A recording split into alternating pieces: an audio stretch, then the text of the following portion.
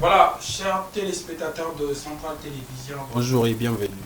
C'est votre émission Impact. Nous parlons de l'actualité sur les réseaux sociaux chaque jeudi à partir de 20h45 et les samedis à partir de 13h et le lundi à partir de 14h, le mardi à partir de 22h30.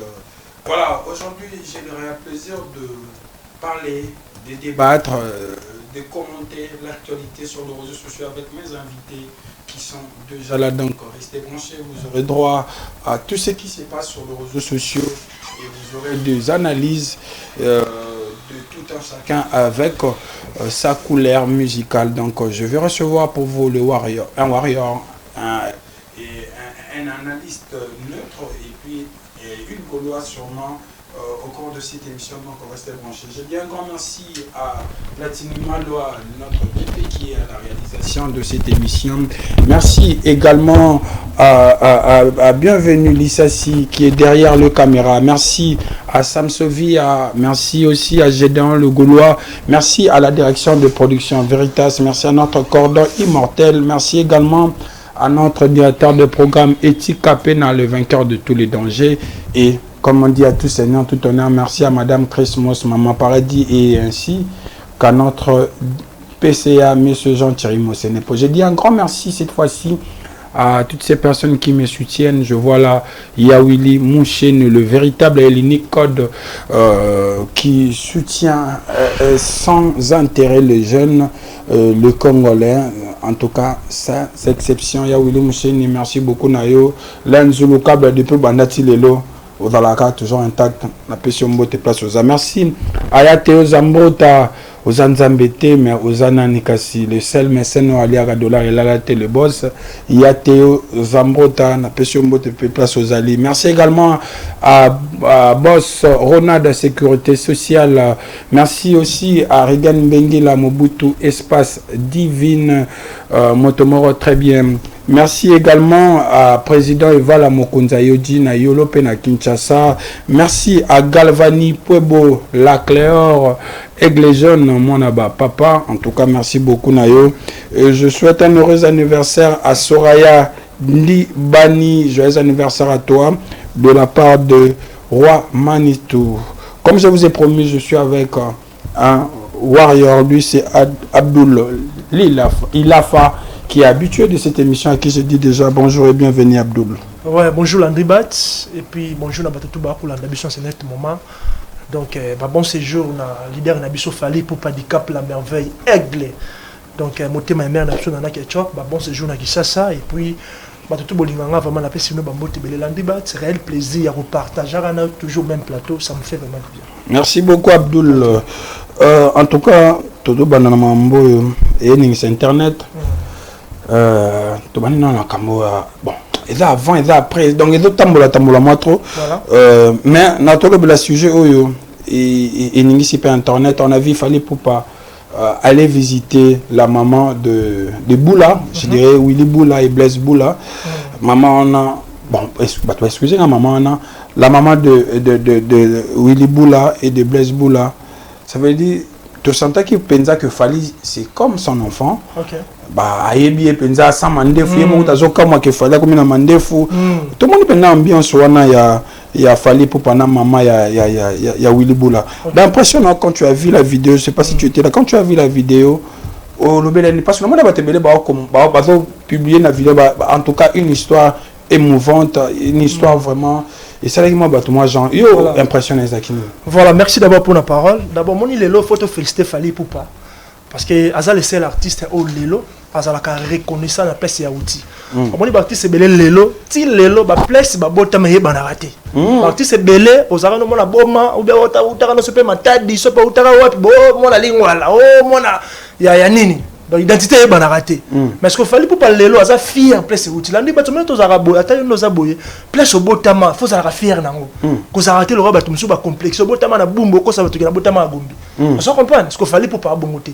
Le lot fallait pour pas que qu'on visiter mère ya ba ve na biso Blaise Boula na ve na biso Willy Boula parce que moni ba mère wana baza ba mère oyo ba mona fali na ozokola motata moni fali zo kama zo yamba fali obete ba mbata fali mandefu boy on se comprend donc c'est à dire que artiste ça reconnaissant à travers ba ene na ya bandal au moins lo fali pour lelo azo édiquer ba mission ebele lo na Congo na sens que no faut ça la fier na place outil c'est à dire que musicien yo uta bomba ko ça ba to na lingwa là mais de comme on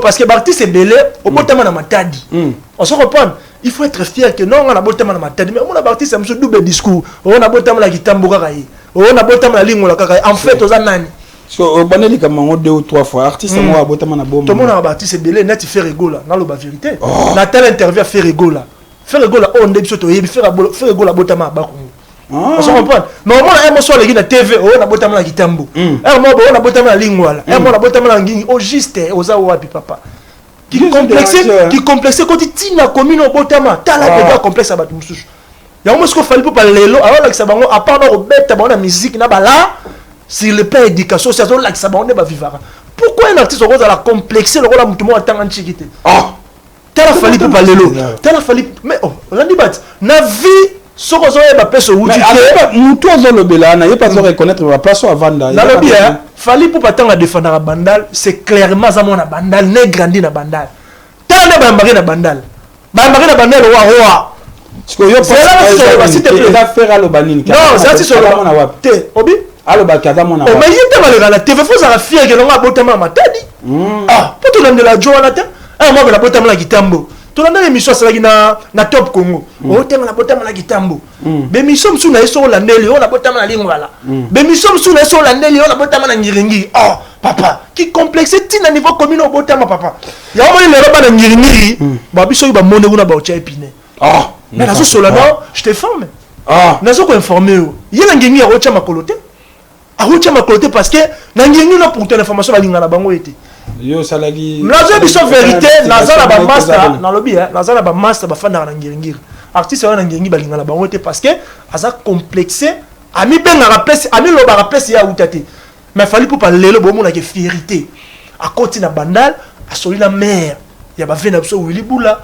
ambiance voilà ça dit que bazo ya mbelo ko la roi ba image et voilà et ça lui bien coup de chapeau na fallait pour handicap la merveille ndemo c'est la fierté non seulement ya Congo mais na commune natale no uta voilà merci beaucoup mais autre chose OP et Tiki Batu c'est vrai na les Camerounais se zala kana ba mo ba faille na été so da faille to eza edani na oyoka avinao fallait pour payer otala maman ba Blaise Boula o aza maman nae ndengi to mona ki mande ba solo mais est-ce que c'était important de venir avec la presse? Il y a un moment que fallait pour pas PC enveloppe.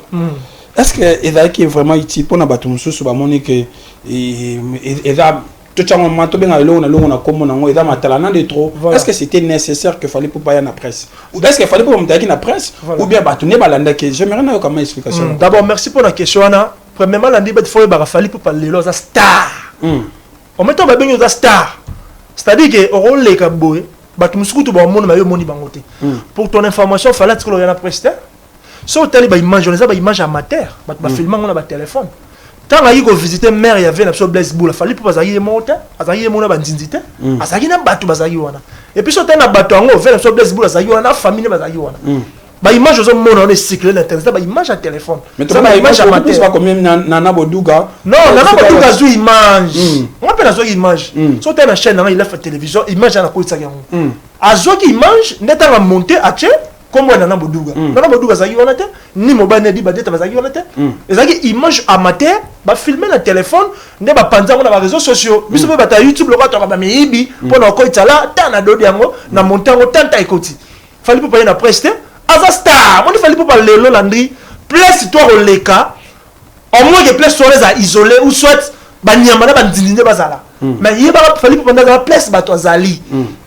Attends ça les autres vont filmer. T'as la lobby fait autant la Lamborghini. On va parler de ça. Voilà. Mais bien que tu es là, veux pas autant la Lamborghini à s'attendre qui même pas bato aussi n'a pas na musique. Donc c'est à dire que fallait pas très courrier jamais la presse et ça que aïe naïe tellement tomber qui peut que place on a pas bazala qui Basu image, bien les réseaux sociaux, donc il fallait pas jamais pour ton information, il fallait pas ba aide au fali pour pas sungara batu na mokilio ceux qui a le baka sala ngo ki matala na lelo metomela mai na makila te mais na vinde to zala belandi bato ko sala raté et le reçu eza bien ba sala ngo ki matala na tout le monde va jeune bela qui na ofeli la même caméra papa mo est-ce zala matala na et ça c'est normal et nous ba te que so de mutu il faut sala ngo so pende non et si tu es la musicien net art wana ba te belé ba sala ngo na te ba vena biso wenge ba bana bandal mais tout ko mona mona moko ta wenge ba vena biso ba jibe ba wera ati otala maman moko na bandal a pc ba blora bon ati ko sala mangote après ça combien enveloppe te wala wala ibandeni fallait pas d'abord ba soupçonner te le problème c'est quoi fallait pas ko yena no wana ezali no pona mama balarte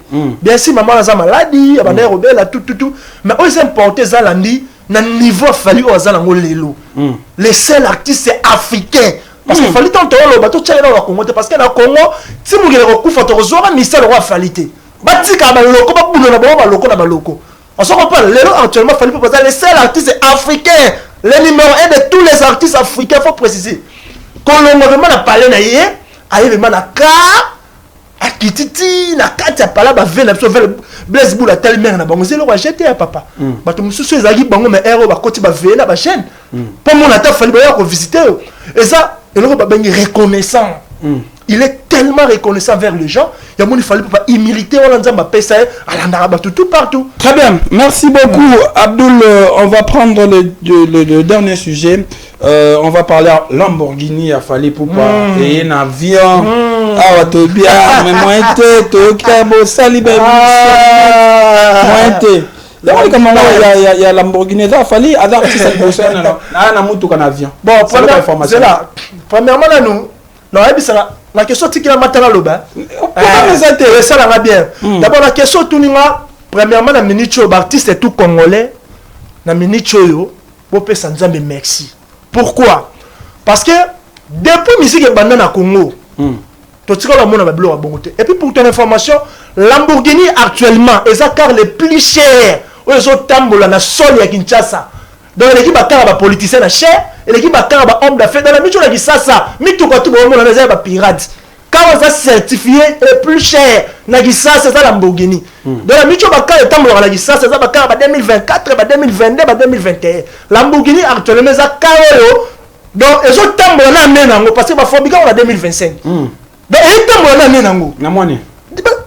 Lamborghini, na janvier. Ah ok. Na janvier 2027. Ça dit que l'on des ans Carouana, na mis ça na bébé. Le sont aussi non de recours et peu bourrane. Parce que ça tellement c'est que ça trop cher.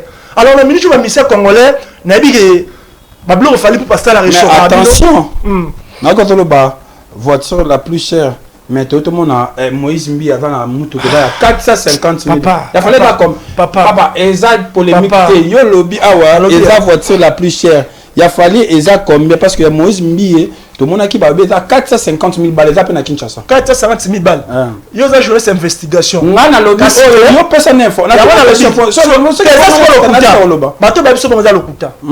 parce que Moïse Mbi il a critiqué la maïté mais avant son bakara bon t'as un bon oh na bon bonne cité betel oh ah so copie na sala te azo te copie na sala to bi za pasteur à terre na bien coup de chapeau on se comprend pourquoi ça pasteur na mamba biso parce que on a le baté alors le problème c'est quoi la ni bato moni lelo fallait pour pas bata fandara na fallait pas fandara les bino mon ka bata d'internet on a pas porter parole mususu na ba chronifote mususu oh fallait pas na ba parler bien te oh fallait pas na ba mituka te fandara na ya no beta bino kara parce que biso au début to wana ko ba fallait pour parler ki ba mission to ko la la mo tshaka biso tembe quand la mission le moto les gars on a ça dans la bique au moins na Congo ah et ça la mission moto qui fallait pour parler là Aza prêtre de tous les missions congolaises à la cache à l'express mutala Congoate. So et là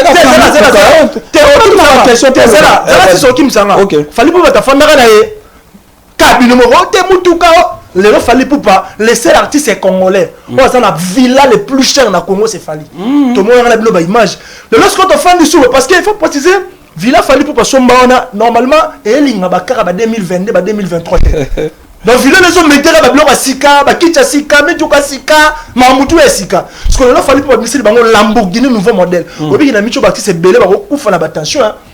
Eh papa Lamborghini ozongo wapi et là azo babé pas besoin na crédit. Si qu'on a bien bazo ba fanatique à faire. S'il te plaît. Toi na télé. T'es na ba lo ba bongo.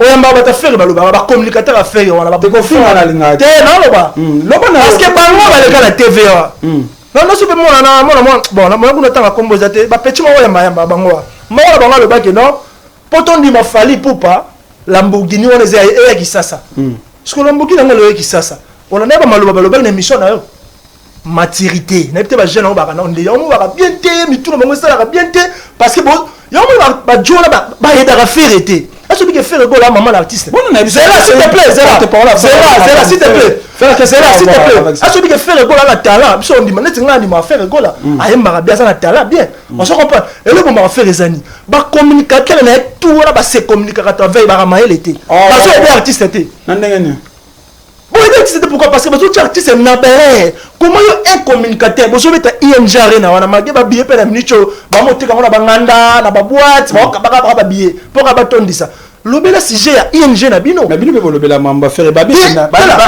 sanga a ba billet na bongo yo ba bisa yo lobela mamba ba mbe ba lobela mamba fali yo merci la question tout le monde on moni lelo na Congo tsango na mutu na partir lelo faire go la lelo pour exister c'est grâce à Fally Ipupa nandenge ni pourquoi quand ça la débat ya Fally na faire c'est un site total même yema va faire na mutuna abi ke timu ke le kufa ko se comparer na Fally te pourquoi parce que mambo Fally Ipupa salara et ça va rêve à faire ça ko la le pour exister la musique na chose grâce à Fally mo ko Fally Ipupa tika musique faire pas exister la musique te alors on rêve à Fally on se comprend maman na rêve à Fally faire ko la le so Fally Ipupa bisi faire au kata kovo ah wakati kovo c'est kati monta dimne sur ki tshoko la se parce que lelo biso on va partir lelo surtout ko sara na ça ba tout clair que non to sala ba débat faire na Fally te netinga ça le bela makambo faire yoka netinga non la débat il faut bien préciser mambozo loba moni biso de poser ba question penza kasi on a loba te moni biso de to la na tino nga mo ngane na boy timu gile kufala ko sala débat Fally na faire te parce que ko sala débat Fally na faire la débat te na lobela ke bo critique la makambo ya faire na lobi to critiquer ça est-ce que biso dans to to critiquer faire na nini et l'on dit to critiquer le fait o lobi ba bia ING te na lobi to lobi ba bia ING zo tika maté parce que biso to betara concert na biso parce que magi ba wala na bango biso ba critiquer ING na biso mais est-ce que tala lelo o moni lelo la ndi bat netinga na ko sala débat faire na Fally te on se comprend parce que net biso to critiquer faire na nini et là on dit faire à ça au fallait ça la tête to ko ça débat la tête mais ça non reconnu et banité ana azon ni titre ni trop fois bien na mboko yo ana ba tib o beta tel na mboko to comprendre na faire ana ba tib de papa ba bizon obi ba débat to ça la wala Congo so ki na Côte d'Ivoire o ça débat na faire ba ko chopine ba tumbi o kufia mais na ka batumbi ke artiste ba linga mingi na Côte d'Ivoire c'est faire na ko si faire e bani wapi na Côte d'Ivoire un niveau ko linga faire ko na la nini o ba se communiquer entre naï pour artiste c'est mon problème français là ba se communiquer na la nini mon siko on critiquer faire na question ba Fally ba ya bata faire ba ya ba critiquer na bien on a critiquer parce que l'idée on a zara net tim ki le ko ba ko se comparer na été bango ba golo po ba zo en play ba critiquer abiso on ba golo bango le so ba tiko critiquer Fally ba golo tout ba sali ba lali voilà, merci beaucoup Les Abdul. On va clôturer avec toi. En tout cas, je te laisse 2 minutes. Te souhaite makamu parce que tout au corps sur la mamba Fally Ipupa. Je vais te laisser 2 minutes au s'exprimer na batonia sur Baota la biso. Si tu as un message que tu pourras lancer na ba Warrior Baota la biso, tu le fais et puis ba dédicace pour que to kabana. Donc Lamborghini on est na bi ke DB Sili na micho nani DB Sili do bunda nango. Donc merci beaucoup na Fally Ipupa nous au pesa ba mission congolais de voir en tout cas ça le biso bien ba répression d'être zongela qui déjà na showbiz et sur les en coulisses en tout cas merci beaucoup encore une fois de plus na lien na Fally Ipupa bande rolanga ba abonner à la télévision na bi ke ba hôtel pa émission beaucoup connaît toujours ko s'abonner et ko ça là vraiment bien on remercier bato ba soutenir biso c'est au monde biso za kande toza boza na bato ba soutenir biso je salue directement le véritable code ya Willy Musheni code Boka puis vers ba petit na bi vaza na kisasa mais si siko revenant tout le monde a été téléphone on avait pour se retrouver bah bon séjour na kisasa et puis pourquoi pas remercier les couples préférés depuis la Suède venanga papa Guy motema ya maman Odette on a ba venanga couple ya ma couple préféré na Suède so ba lelanga fort soutenir nga makasi na pesi ba mbote depuis la Suède et puis pourquoi pas remercier maître patron galère jamaïcaine Maître Gelor Chamaiken, merci pour la babilamba, merci pour la babillet, en tout cas ça l'a bien monté, ma maman na biso Aminata, otali moi ça Mwindu, moi ça Kitoko.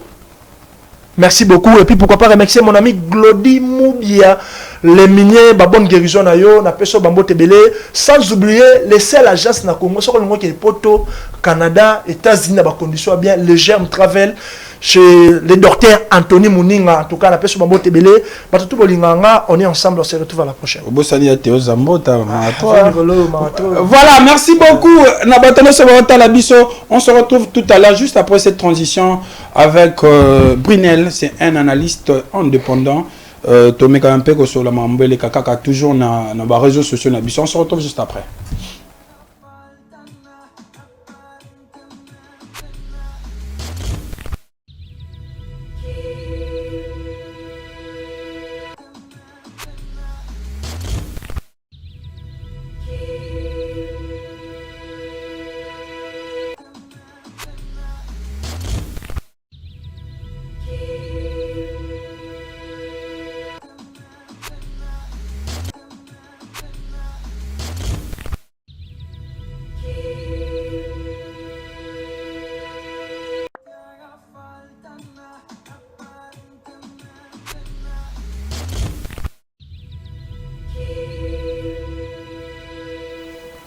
Voilà, nous sommes de retour sur ces plateaux. Je profite de l'occasion pour dire un grand merci à Mafibo Kakema Taylor Vandam. Merci également à Jean-Pierre Kiomba Béton, à Zotalabiso. Merci à Edmo Ouei, jeune patron 5 étoiles, à Zotalabiso depuis IPEN. Merci. Nabino Sobozolanda, émission Oyo Impact. Vous pouvez réagir, il y a un numéro là. Et qu'on permette Binobo d'aller vraiment en contact Nabiso, ça sera un plaisir. Brunel, bonjour et bienvenue. Ouais, bonjour Landry, bonjour na Balandenions, tout y a émission Oyo, actualité à réseau. Talaga ka Landry na Yebiso que vraiment tu es suivi. Merci. Vous avez vraiment suivi vraiment. Donc na pesi bande kunions tumbote au bazana bandaku au bolanda biso na monana kete moi mikolo parce que depuis le jour où tout ça qui n'a eu, la belle qui peignait ma casse, il y avait une, deux ou trois personnes qui m'ont appelé pour me dire que non, mais ni banda ou les cas les vraiment non, n'a maladie, mais une fois que malade est sili, n'a a toujours autant Landry pour un éclairage. Voilà, Brunel, on va parler d'actualité. Point de vue sur le dossier Oyo et dans Internet. J'ai vu une émission de Kissinjora, Oyo Sika. Azolo Bela que Kofi Olomide en tout cas pas utiliser dans mon terme à Sengaki que babota voilà mais ça dérangeait certaines personnes mais n'importe écoute à la paix vérité toi écoute à la buzz internet mais à propos à qui Sinjora comment ozo meka pour analyser. Ouais, merci Landry pour la question, une très bonne question. Merci vraiment au Moningai d'abord avant de répondre rapidement. Je ne suis pas un warrior. Je ne suis pas un spiritas ou un gaulois, non. Ngana zawana pour défendre ma valeur et puis pour condamner ma anti-valeur. Moussa Langezangwana. Moi, je suis un chroniqueur au milieu du village. Quand tu fais du bon boulot, je te soutiens. Tant que c'est le moment où ils ont vraiment... Ils ont malade monté na miso abatu na robo que l'on flex jamais. Makam loko net oh le biona oh ya Kissinjora. Mais c'est honteux mon frère. Ah bon? C'est honteux. On est à baby sa image même ya artiste oh azana est trop c'est trop. Bon ce que c'est la vérité quand Siko to ça ndeni ce que lobi makambo est vrai parce que Kissinjora adala pena Kofi Olomide c'est une femme aussi. Landry est-ce la vérité ou pas? Est-ce que meilleur endroit où il y a régler compte internet. Il y a internet. Non, trop c'est trop mon frère, trop c'est trop. Hein? Kissinjora, elle se croit qui? Parce que na mon rappelle moi trop hein que yazaka moi moi arrogance wananga qui non. On a déjà que baby c'est la présence au fali image même il y a artiste. Le Canada TV Kofi a Singakinga a Botanangai. Kofi Azali un homme marié. Kofi aujourd'hui il a sa femme, Mamassi. Tant que yozo le cadia na télévision, ozo tenir ba propos mon oza ya tinate. Est-ce que oza d'abord quoi arranger bat o baza ko landa ou soit femme nae? Et ça bien te? Donc ngana ko senga na présent fali bato modèle wana air mo pe bouiller.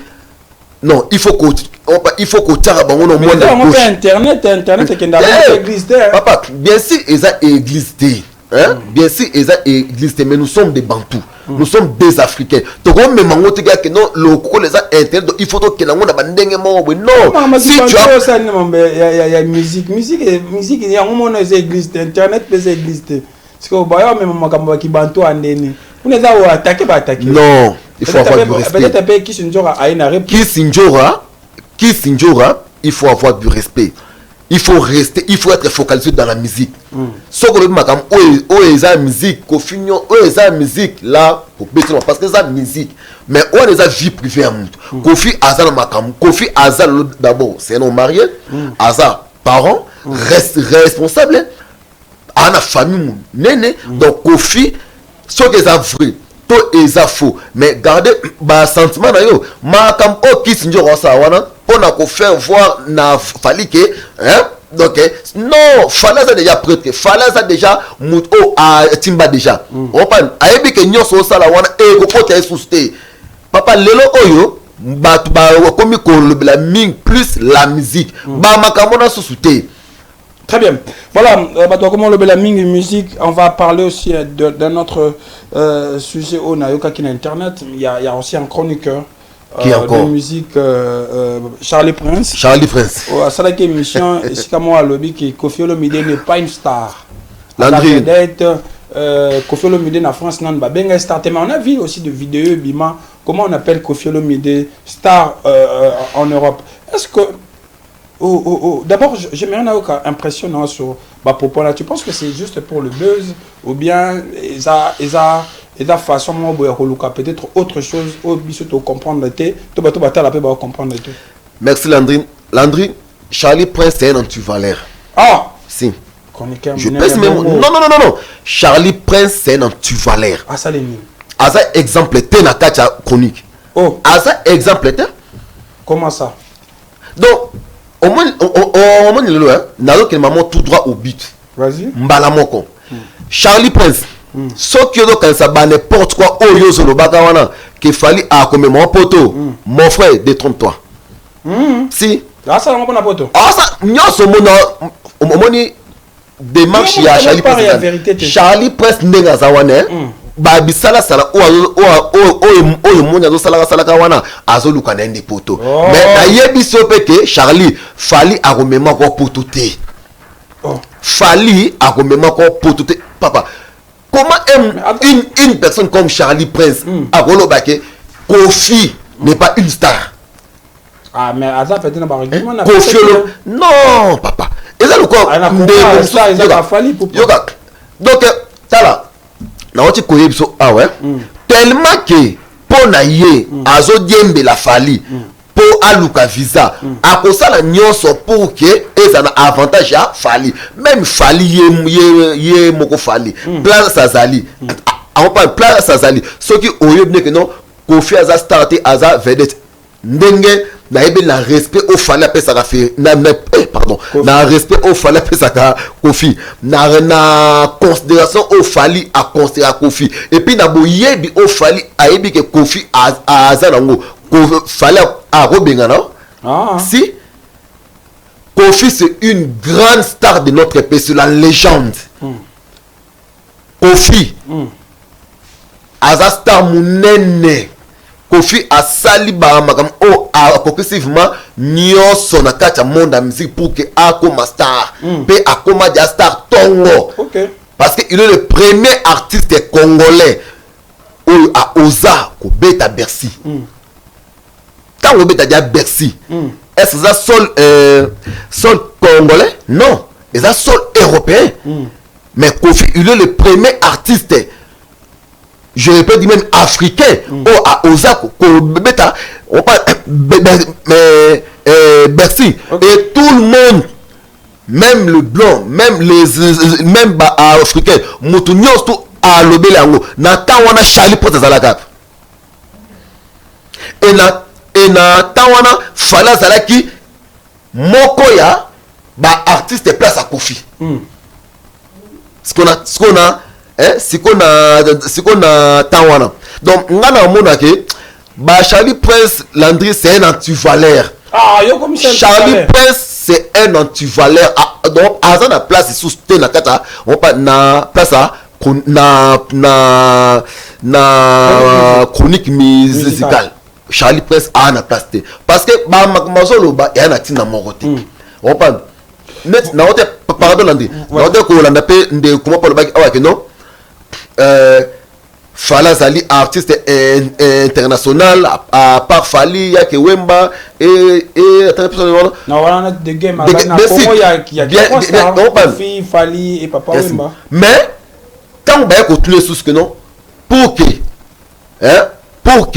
au comme international mot international élu ko bana nin mais tant moto ba que non moto déjà musique né et casse déjà frontière bimi papa bina filé au kaka bina filé ngala woti point noir mais zizika bina filé so beta makuna voilà. Merci beaucoup. On va prendre peut-être le tout dernier sujet. On va parler du concert de Lacoste. Lacoste à Autobeta concert na théâtre de gymnase. En tout cas, tout le monde a image, mais il y a beaucoup passé des missions, le bic est triqué, basumagi ba billet ba bombi, ba image on est à l'okuta. Aujourd'hui, Pia Kao à Lacoste, ça dit tout de bien. Comme on a n'engage tozo, n'engage internet parce qu'on n'était pas là.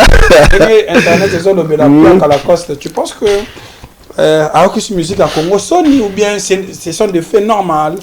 Et ça, il y a quand même une musique pour parce que tous les musiciens on doit analyser le concert à la Coste. Non, Landry n'a qu'à répondre étant que chroniqueur, n'a qu'à répondre en côté le la fan. Non, je ne peux en aucun jour dire que non, Piaka, non. Mais ils ont fait mon normal. Ils ont fait mon ils ont fait mon normal. Vas-y. La Coste, place à Zali, Moukentonga, félicitations parce que Ozaki, au Bessi concerne yo et l'équipe a l'âme. Mais pour la prochaine fois, Moukentonga, na komeka un peu moins que le banao, bangando na yo bazana ba communicateur ya makasité. La Coste yé moko azana ba communicateur te. Et loko bomi la Coste makase zali promotion et zala kité. Ok. La Coste a fait un concert déjà. Azo me mangona ba jarnet ya ba ranking. Nanane. Romon, amont na ba jarnet ya ba ranking. Alors que mais la ranking nanane. Mais mon stoyebi. La Coste il était sur des Fali. La Coste aza kotakine ferré. Alors que na minute au papa. Il y a que des warriors, il y a que des Gaulois. OK. Bas Veritas peut ça. Ouais, si, pourquoi pas? Ok, avance. Pourquoi pas l'André? Avance. Il n'y a que des warriors, il n'y a que des Gaulois, et pourquoi pas aussi les Spiritas. Parce que la Coste, tellement que, a même concert na yé, des juges que, à ça les promotions, il y a musique na yé té, mais à ça les promotions, il y a ba merci, il y a ba visa, mais ça va nini. Voilà les sorts. Donc, la Coste. Si on a résumé, on va warrior va trahir.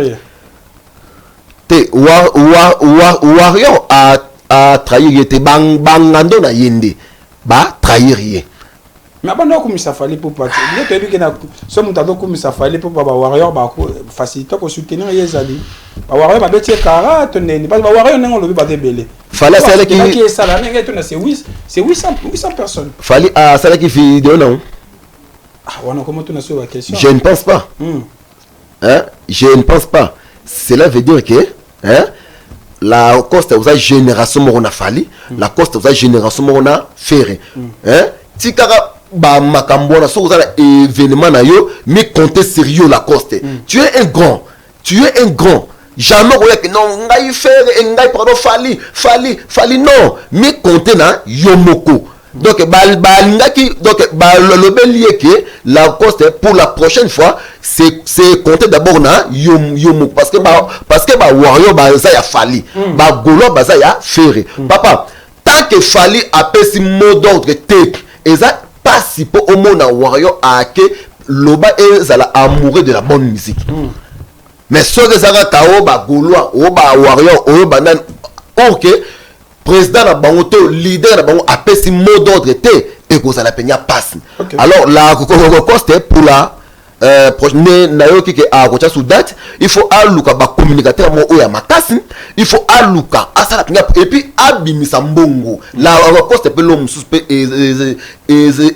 moi ko bomai maboko makasi la coste za maboko makasi afungwama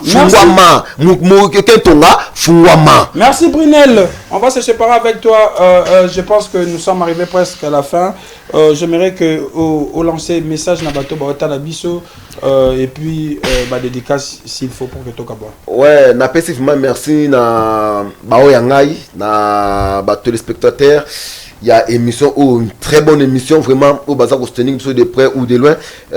Merci Nabino Nyon là je vois directement il y a Théo. Il y a Théo Zambrota, na Pesombote place aux na Pesimbote na mon ami de tout le temps de tous les jours l'artiste Don Zituka.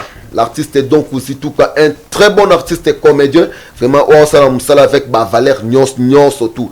Ngai Brunel Botepa nazawana ponako défendre Valère et puis nazawana ponako combattre anti-Valère. Charlie Prince wana ce sont des anti-valeurs donc na kata nzela na bako lekati donc na kata nzela na bako lekati pour na peut-être numéro na Landry si je peux c'est le plus 243 85 960 38 88 plus 243 85 960 38 88 et puis merci vraiment Landry pour l'opportunité de passer dans le plateau vraiment Pambolo. Merci beaucoup Brunel, merci également on a bâtonné sur Baolanda Bisso. En tout cas nous sommes arrivés presque à la fin. Je vais demander juste une transition chez Platini Malois pour que tu zonga et puis tu clôturer l'émission à Bisso.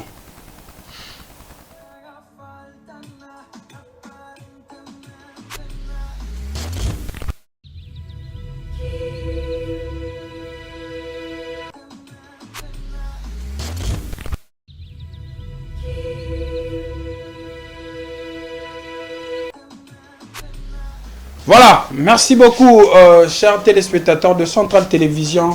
On a eu un petit souci. Fato Yamba, Nana Kabena la Gauloise, mais a dû empêchement. Je pense prochainement, Togo Yamba pour que Tobe Tama solo et musique. Je dis un grand merci na Batonio Sobalingara, Landry Bato tout Balingara, Centrale Télévision, Bato Petou. Bato Talabiso, vous pouvez vous abonner à Impact Télévision, c'est une chaîne YouTube. Ça sera vraiment un plaisir pour que tous soient toujours en contact Nabino. Ça sera une bonne chose. On se retrouve prochainement avec le même plaisir. C'était Landry Bat. À suivre.